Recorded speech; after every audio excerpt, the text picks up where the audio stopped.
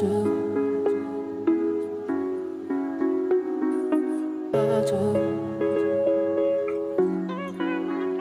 adalah bentuk komunikasi di mana seseorang berbicara, yang lain mendengarkan. Jadi tidak ada interaksi. Kamu pasti pernah berpidato di sekolah.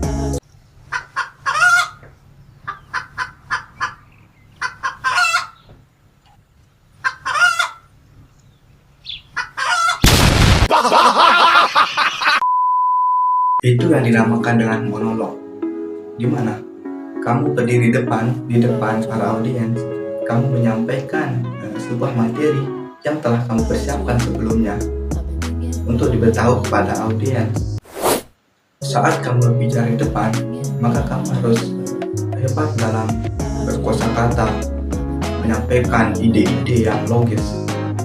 Di sini saya akan bercerita pengalaman saya pernah berpidato di depan para murid di sekolah saya. Pada hari Senin, saya ditunjuk untuk berpidato di depan. Saya dipanggil untuk maju. Saat saya maju, saya langsung gemetaran.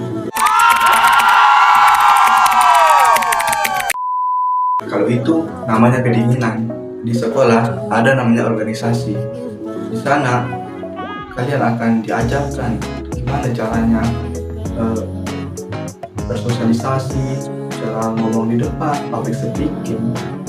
Kebetulan saya ikut dalam organisasi tersebut. Saya ditunjuk sebagai kandidat atau calon OSIM. Di sana saya disuruh untuk kampanye. Pada saat kampanye, saya langsung gemetaran. Momen-momen seperti ini pasti teman-teman pernah mengalaminya. Ini adalah suatu hal yang lumrah bagi seseorang yang melakukan public speaking di depan para audiens. Belum kamu public speaking di depan para audiens, alangkah baiknya kamu melakukan hal-hal berikut. Pertama, saya sering baca buku.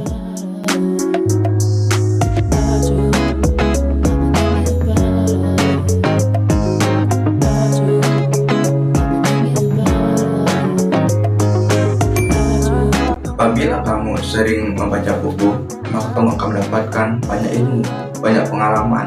Jadi, saat kamu public speaking, saat menyampaikan materi, kamu tidak bingung. Kenapa? Karena saat kamu membaca buku, kamu mendapatkan banyak sekali ilmu-ilmu pengetahuan. Jadi, ada yang kamu sampaikan. Buku apapun itu, tapi jangan buku matematika. Saya tidak melarang kamu membaca buku matematika, tapi alangkah baiknya kamu membaca buku sesuai dengan bakat kamu atau sesuai dengan ketertarikan kamu. Saya kebetulan suka dalam matematika. Buku yang pertama kali saya beli adalah buku Pendekar Matematika. Saran saya, alangkah baiknya kamu jangan memilih-milih untuk membaca buku ini, buku itu. Coba kamu baca saja. Kita tidak tahu di buku di sini, buku di sana, ada ilmu itu yang kamu dapatkan. Saat kamu nanti public speaking, materi-materi yang berhubungan dengan isi buku yang kamu baca tadi, itu yang bisa kamu sampaikan kepada para audiens. Yang kedua, kamu juga harus punya buku catatan. Dengan buku catatan ini, kamu bisa menulis kalimat-kalimat yang telah kamu baca dari buku-buku yang lain.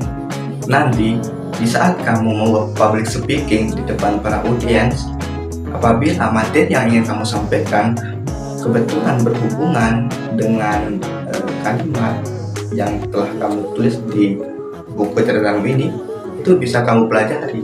Seperti saya memiliki buku catatan. Setiap saya membaca buku, maka kalimat-kalimat yang menarik bagi saya akan saya tulis dalam buku ini. Di saat saya mau public speaking, kalimat-kalimat yang telah saya tulis akan saya pelajari. Saya akan mempersiapkannya lebih awal. Kalau nggak ada persiapan, itu akan sulit bagi saya. Yang ketiga, sering-sering ngobrol dengan teman kalian. Dengan teknik ini, kalian bisa melatih kevokalan dalam berbahasa. Jika kamu sering ngobrol dengan teman kamu bisa latih kevokalan bahasa kamu. Nanti lama-lama kamu akan terbiasa. Jangan malu-malu, lakukan saja. Biasakan untuk ngobrol dengan temanmu. Gak apa-apa salah, gak apa-apa bahasa yang kamu lontarkan itu tidak terlalu logis. Yang penting kamu udah berani. Latih mental. Kamu orang yang pintar, kamu orang yang cerdas, juara satu, banyak ilmu.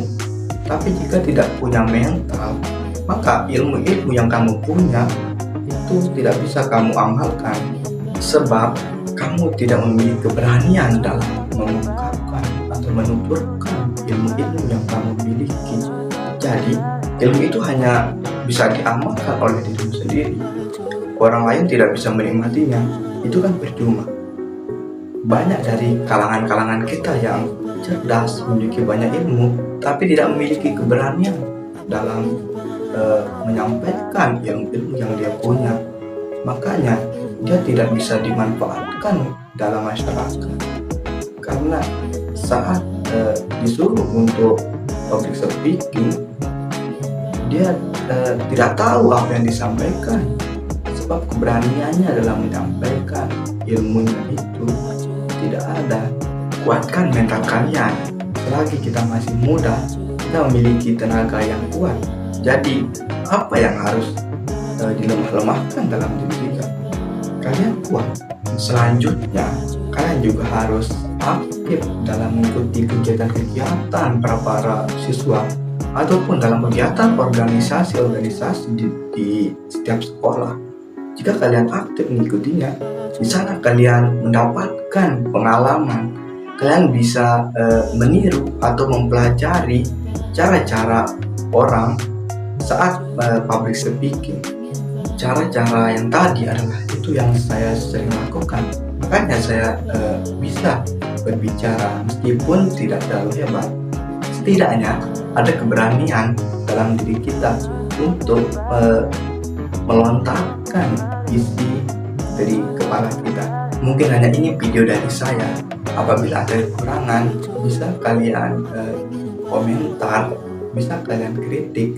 Kita di sini sama-sama belajar, sama-sama meluruskan diri demi masa depan yang cerah. Teman-teman, ini sedikit kutipan video saat saya public speaking.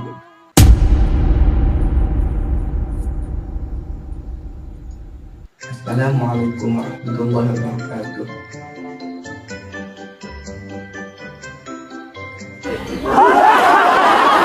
Bukan itu, ini yang asli.